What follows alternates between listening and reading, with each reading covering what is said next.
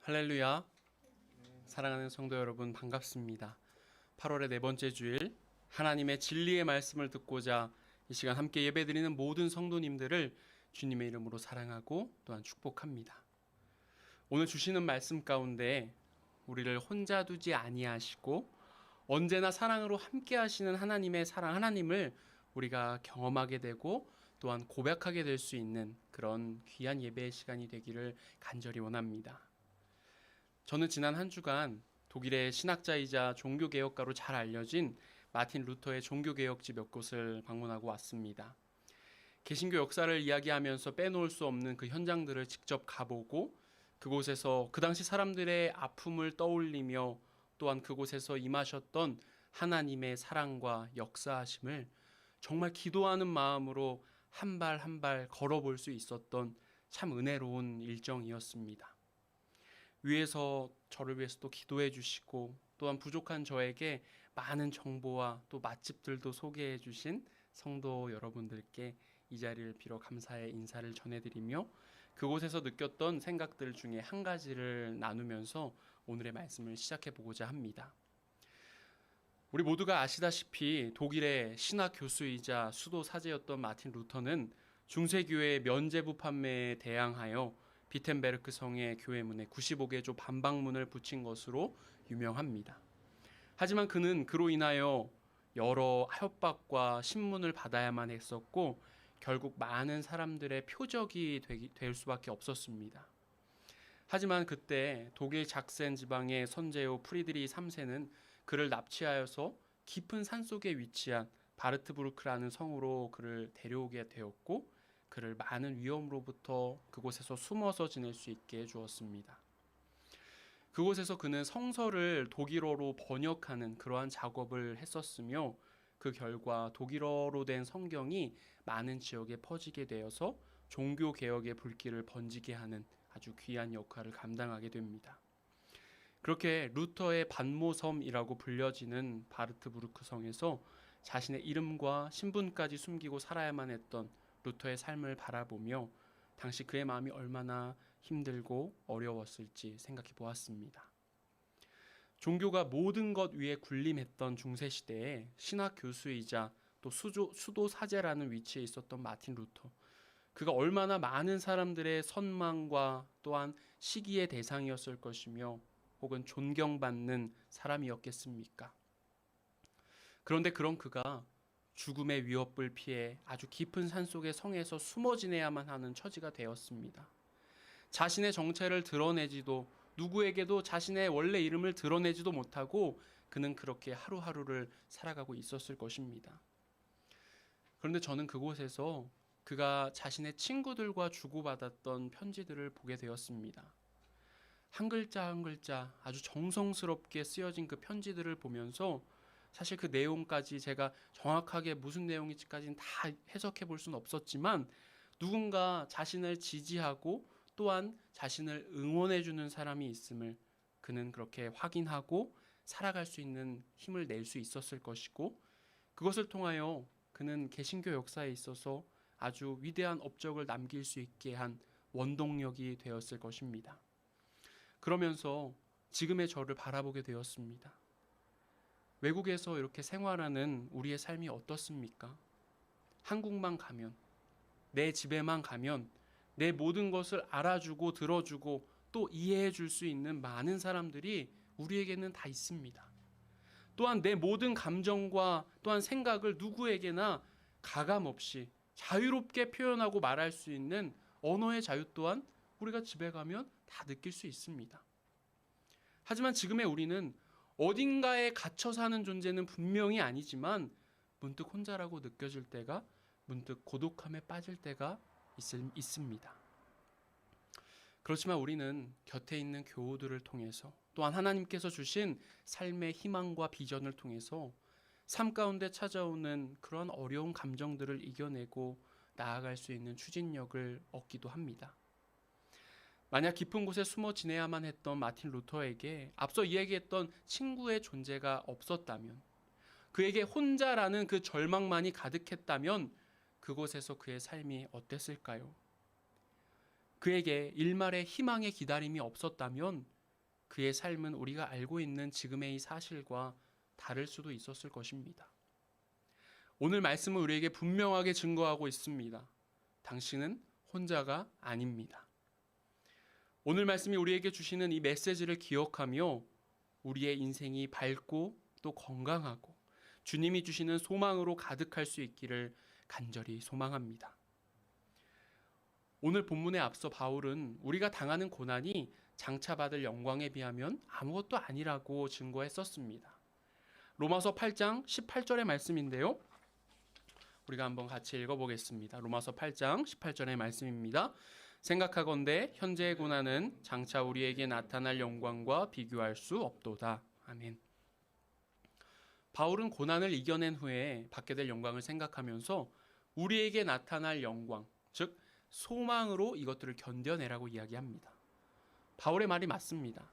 우리에게 고난이 찾아오지만 그런 고난에도 불구하고 그리스도인의 길을 걸어가는 우리는 장차 하나님으로부터 하나님 나라에서부터 받게 될 영광이 있음을 잘 알고 있습니다. 그렇지만 우리가 가진 문제가 무엇입니까? 아는 것과 행하는 것 사이의 괴리감이 문제이지 않습니까? 우리가 안다고 다 행하며 살아갑니까? 우리가 성경에 나오는 그 진리의 말씀을 다 알고 있지만, 듣고 있지만 우리가 그것을 다 행하며 살아가고 있습니까? 그렇지 않습니다. 우리는 이미 알고 있지만 그것을 행하지 못할 때가, 그 결심을 지키며 살지 못할 때가 정말 많이 있습니다. 그런데 사도 바울 또한 이 사실을 아주 잘 알고 있었어요. 사도였던 바울 자신도 이러한 자신 안에 있는 인간의 한계를 바라보며 이야기합니다. 로마서 7장 19절의 말씀인데요. 우리가 한 목소리로 읽습니다. 내가 원하는 바 선은 행하지 아니하고 도리어 원하지 아니하는 바 악을 행하는도다. 이 사도 바울의 얼마나 괴로운 고백입니까? 얼마나 자기 자신을 책망하면서 괴로워하고 있습니까? 바울은 자신을 통해서 로마 교회 성도들의 연약함을 바라봅니다. 장차 올 영광을 바라보면서 지금의 고난을 견디라고 말하지만 영광은 장차 올 것이고 고난은 지금 내 바로 앞에 있습니다. 지금 내 앞에 있는 고난과 장차 올 그 영광, 여러분들은 둘 중에 무엇이 더 커 보이십니까? 여러분들은 이 둘 중에 무엇이 더 지금 중요하다고 생각이 되십니까? 바울은 이러한 로마 교회 성도들의 입장을 충분히 이해하고 있었기 때문에 그들에게 고난을 견딜 수 있는 그 이유를, 근거를 제시하고 있습니다. 그것이 바로 혼자가 아니다라는 사실입니다. 오늘 본문 로마서 8장 26절의 말씀인데요. 우리가 한 목소리로 다시 한번 읽어보겠습니다. 이와 같이 성령도 우리의 연약함을 도우시나니 우리는 마땅히 기도할 바를 알지 못하나 오직 성령이 말하는 없는 탄식으로 우리를 위하여 친히 간구하시느니라. 아멘. 바울은 인간의 실존과 인간의 현실에 대해서 분명하게 알고 있었던 사람입니다. 그리고 그 결과 그 고난을 무조건적으로 견디고 살지 견디라고 말하고 있진 않습니다. 오히려 바울은 인간의 능력에 대해서는 철저하게 회의를 가지고 있었던 사람입니다. 그래서 바울이 이렇게 표현해요. 인간은 연약한 존재라고 말입니다. 연약함으로 번역된 아스데네이아는 강하다라는 의미의 단어와 부정을 뜻하는 접두어가 이렇게 합쳐진 단어입니다. 그래서 이 단어를 직역해 보면 강하지 않은 상태, 힘이 없는 상태, 또한 나약한 상태나 비겁함을 뜻하는 단어로 표현됩니다. 바울은 이 아스데네이아라는 단어를 통하여 인간이 얼마나 연약하고 무기력한 존재인지에 대해서 설명하고 있습니다.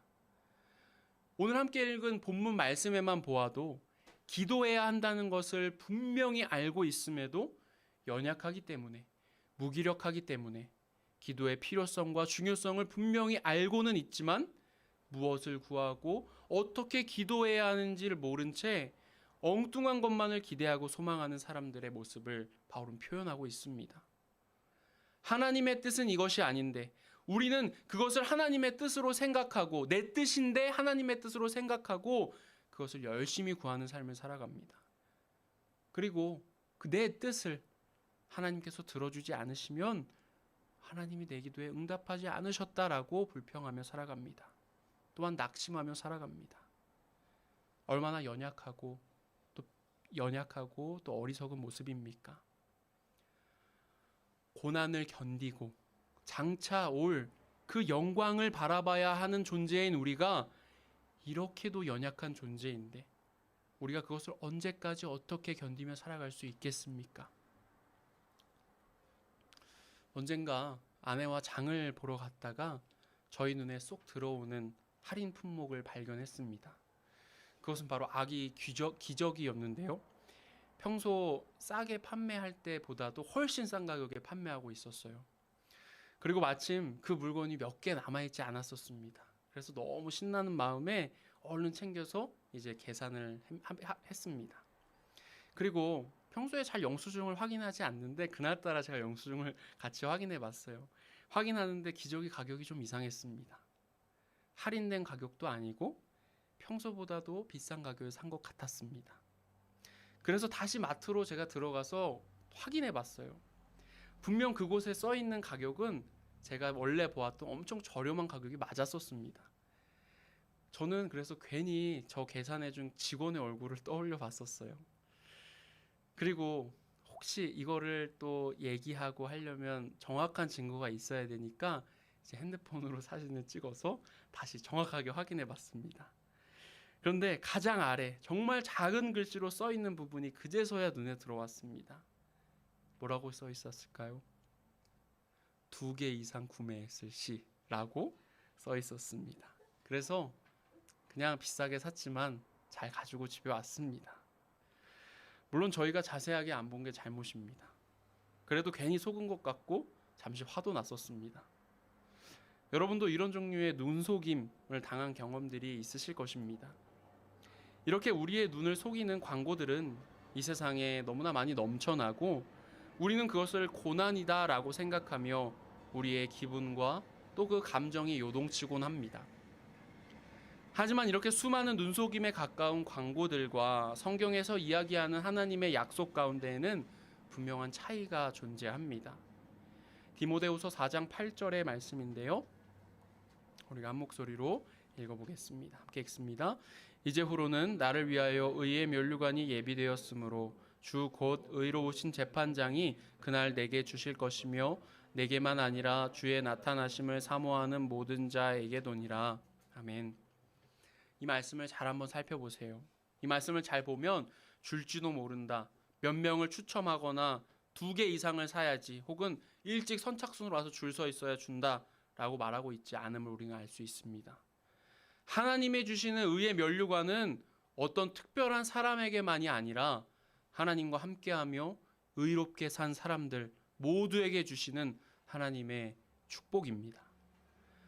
하나님께서 우리에게 고난을 주시면서 이것을 견뎌낸 모든 사람들에게 큰 영광을 주시겠다라고 한다면 그것이 우리에게 얼마나 큰 위로가 되겠으며 변치 않는 믿음을 지킬 수 있는 방법이 되겠습니까? 그래서 바울은 성령이 우리의 연약함을 도우신다라고 말하고 있는 것입니다. 본문 8장 27절의 말씀인데요. 제가 한번 읽어볼게요. 마음을 살피시는 이가 성령의 생각을 아시나니 이는 성령이 하나님의 뜻대로 성도를 위하여 간구하심이니라. 하나님은 우리가 하나님의 자녀가 되어 하나님의 백성으로 거룩하게 살기를 원하고 계십니다. 그래서 26절에 말한 대로 우리가 얼마나 연약합니까? 예수님의 제자들이 예수님을 그렇게 따라다녔지만 예수님의 죽음 앞에서 예수님의 십자가 앞에서 그것을 온전히 바라보지 못한 채 얼마나 연약하고 비겁한 모습을 보이며 살았습니까? 또한 예수님께서 이 세상을 떠나신다, 너희들 곁을 떠나신다라고 말씀하셨을 때 그들이 얼마나 불안해했었습니까? 그런 제자들에게 주님께서는 보혜사 성령을 보내주신다고 말씀하셨습니다. 그리고 오순절 마가의 다락방에 모여서 기도하던 그들에게 약속하신 성령을 보내주셨습니다. 우리 몇 주 전에 오순절 성령 강림 사건에 대해서 함께 나눴던 말씀 기억하시죠? 성령님이 강림하신 후 제자들이 어떻게 되었다고 얘기했었나요? 그들이 성령의 임재, 뜨거운 임재를 경험한 후에 진정으로 변화되었다라고 이야기했었습니다. 성령의 임재를 경험한 제자들이 바뀐 이유가 무엇입니까? 변화된 이유가 무엇이겠습니까? 분명 여러 가지 이유가 있을 거예요. 복합적인 이유가 있을 것입니다. 하지만 가장 분명한 사실 한 가지는 그들이 혼자가 아니다라는 사실을 깨달았기 때문입니다. 예수님께서 제자들을 두시고 이 땅을 떠나실 때 제자들이 느꼈던 감정이 무엇이었다고 했나요? 혼자라는 생각, 버림받았다는 생각, 나 혼자 고립되었다는 생각이었습니다. 이곳에서 살아가는 우리가 평소에는 아무렇지도 않지만 어쩌다 문득 드는 생각이 무엇입니까? 아, 외롭다. 엄마 아빠 보고 싶다. 친구 보고 싶다. 이런 생각 아닙니까? 우리는 학업을 위해 또한 이곳에서의 일과 또 맡겨진 사명을 위해 이곳에 존재하고 있습니다. 그리고 우리는 마음만 먹으면 영상으로 얼굴을 보며 통화할 수도 있고 또 시간과 환경이 허락된다면 직접 가거나 와서 볼 수도 있습니다. 하지만 제자들이 느꼈던 두려움과 고독은 우리가 지금 느끼고 있는 이 두려움과 고독과는 차원이 다른 문제였습니다. 그러나 중요한 것은 이들 또한 실제로 고립된 것은 아닙니다. 오늘 말씀에서 바울이 하는 이야기가 바로 이것입니다. 너희는 혼자가 아니야. 예수님이 너희를 버리신 것이 아니야. 주님께서는 우리의 연약함을 도우시고 우리를 위하여 친히 간구하고 계시다라고 바울은 선언하고 있는 것입니다. 예수님께서 성령을 뭐라고 이야기하시죠? 성령을 보혜사라고 이야기하셨습니다. 보혜사, 원어로 보면 파라클레이토스라고 하는데 이것은 보호자, 위로자라는 뜻입니다. 보호자, 위로자라가 그들이 하는 일이 무엇입니까? 어떤 보호해야 할 사람, 위로해야 할 사람을 혼자 내버려 두지 않고 옆에서 지켜주고 또한 격려해주는 사람을 의미하는 단어이지 않습니까? 예수님을 우리가 직접 눈으로 보고 만져볼 수 없습니다. 하지만 그럼에도 우리 존재는 예수님에게 버려진 존재가 아닙니다. 예수님께서는 성령으로 이 땅 가운데 임하셨고 우리와 함께 하시면서 우리의 갈 길을 인도해 주시고 주님의 가르침을 언제나 우리 곁에서 기억나게, 생각나게 해주시는 분이십니다. 그렇기 때문에 우리는 그 예수님이 보내주신 보혜사 성령을 통하여 하나님의 자녀가 될 수 있는 것이고 하나님의 그 제자의 길을 따라갈 수 있게 되는 것입니다. 사랑하는 성도 여러분, 우리의 보호자시오 위로자 되시는 주님께서 여러분과 함께 하십니다. 어떤 어려움과 외로움 속에서도 의의 면류관을 바라보고 우리 모두에게 주시겠다는 그 약속을 붙잡고 살아갈 수 있기를 간절히 소망합니다. 또한 하나님의 계획은 어떤 순간에도 멈추는 법이 없습니다. 우리는 그것을 분명하게 기억하고 알아야만 합니다. 오늘 본문 로마서 8장 30절의 말씀인데요. 제가 읽습니다. 또 미리 정하신 그들을 또한 부르신 그들을 또한 의롭다 하시고 의롭다 하신 그들을 또한 영화롭게 하셨느니라. 아멘. 이 말씀도 한번 잘 살펴보세요. 부르시고 의롭게 하시고 영화롭게 하신다. 이 세 가지는 그리스도인의 구원의 과정을 이야기하는 것인데 바울이 이 세 가지를 연속해서 사용하고 있는 것은 하나님의 구원 계획과 역사하심이 단 한순간도 멈추지 않고 계속되어지고 있다라는 것을 이야기하고 싶어서입니다. 세상이 악하고 우리를 가로막고 우리에게 고난을 가져다 준다 할지라도 우리를 향한 하나님의 구원과 계획하심은 그 어떤 순간에도 단 1분 1초도 멈추거나 주춤하지 않고 계속되고 있습니다. 어떻게 그것이 우리 삶 가운데 가능할까요? 그 또한 함께 하시는 성령님이 계시기 때문입니다. 성령께서 우리와 함께 하면서 우리에게 끊임없이 쉬지 않고 주님의 삶과 주님의 가르침을 우리로 하여금 기억나게 하시기 때문입니다. 우리가 하나님의 뜻이 무엇인지 분별하면서 그 뜻을 구하며 살아갈 수 있도록 인도해 주시기 때문입니다. 우리가 합력하여 선을 이룰 수 있도록 우리의 삶을 변화시켜가고 계시기 때문입니다. 성령께서 우리와 언제나 함께하기 때문에 하나님의 구원 역사는 오늘도 우리의 삶에서 계속되어질 수 있는 것입니다. 매주 설교 후에 말씀에 대한 결단과 또 마음으로 드리는 예배를 우리가 드리지 않습니까? 그러면서 흘러나오는 찬양이 있습니다. 이 시간 너의 맘속에 라는 찬양인데요. 이 찬양의 가사가 주는 은혜 때문에 하나님의 그 사랑이 너무나도 느껴져서 참 많은 눈물을 흘리곤 합니다. 이 찬양의 가사 중에 이런 내용이 있었습니다. 힘든 일도 있겠지만 나 그때마다 늘 함께 할게. 하나님 보이신 큰 사랑으로 나 또한 너를 사랑해. 하나님은 너를 사랑해. 얼마나 너를 사랑하시는지. 너를 위해 저 별을 만들고 세상을 만들고 아들을 보냈네. 언제나 그렇지만 특별히 마음이 어렵고 또 힘들 때 저는 이 찬양을 통해서 하나님의 사랑을 다시 기억하고 언제나 나와 함께 하시는 하나님을 떠올리곤 합니다. 내 편은 아무도 없는 것처럼 느껴지는 지금 이 세상 속에서 그 모든 세상을 나를 위해 창조하셨고 그 하나님의 그 나를 위한 사랑을 보여주시고자 자신의 하나밖에 없는 아들을 나를 위해 이 땅 가운데 보내셨고 언제나 어디서나 함께 하신다는 확신을 하나님께서 우리에게 주고 계십니다. 구원의 완성과 그 영광을 위하여 우리는 현재의 고난이라는 상황을 헤쳐가고 있습니다. 하지만 그 길을 가기에 우리는 너무나 연약합니다.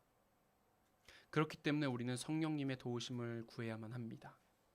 주님께서는 우리의 삶, 생각, 그리고 모든 곳에서 우리와 함께 하시고 우리를 격려하고 계십니다.